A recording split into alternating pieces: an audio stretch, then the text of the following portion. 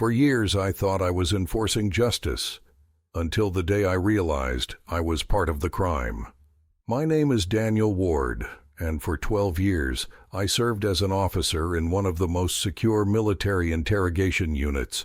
12 years of following orders. 12 years believing I was on the right side. 12 years convincing myself that every scream I heard was necessary. I wasn't always this numb. There was a time I questioned things, but in our unit, questioning meant you would be the next one questioned. So I silenced myself. It all changed on a night I will never forget. It was close to midnight when I was called into room 13, the room no one wanted to touch, the room where people entered and came out different. Inside sat a young man, maybe 22 at most, bruised, shaking, barely able to lift his head. His file said he was dangerous, but nothing about him looked dangerous. He just looked broken. My commander whispered to me, "Make him talk. No limits tonight. No limits." Those 2 words were how monsters were made. I tried to start the usual routine, cold, emotionless questions, but the kid suddenly lifted his head and said something that froze my blood. He said my name. "Daniel, you don't know who I am, right?" I stepped back. How the hell did he know my name? We never gave our names in interrogations. He continued, his voice shaking. "You think you're helping your country, but they're lying to you, all of you." I slammed my hand on the table, a reflex, training, fear, but he didn't stop. "You're punishing people who haven't done anything. You're following orders you don't even understand."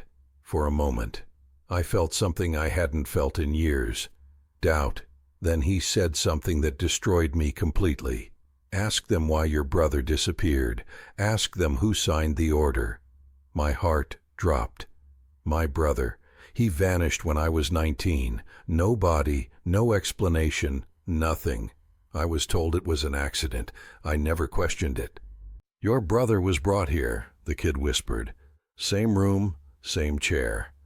My legs nearly gave out. I rushed out of the room and checked the old archives. My hands were shaking like I'd never felt before.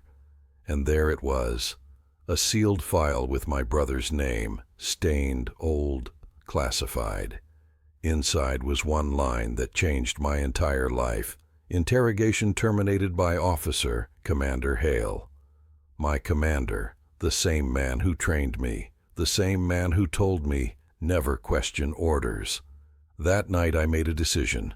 I walked back into room 13, I uncuffed the kid, and I told him, "Run, now, and don't ever come back."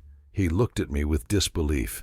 No one had ever been released from that place. I didn't care anymore. For the first time in years, I was doing the right thing, not the ordered thing, the right thing. I resigned the next morning. They called me a traitor, a coward, a disgrace. But I know the truth. I didn't betray my country. I betrayed the system that blinded me. And now, I am ready to tell the whole story, even if it destroys me. Because justice is not what they taught us it was. Sometimes justice begins with saying,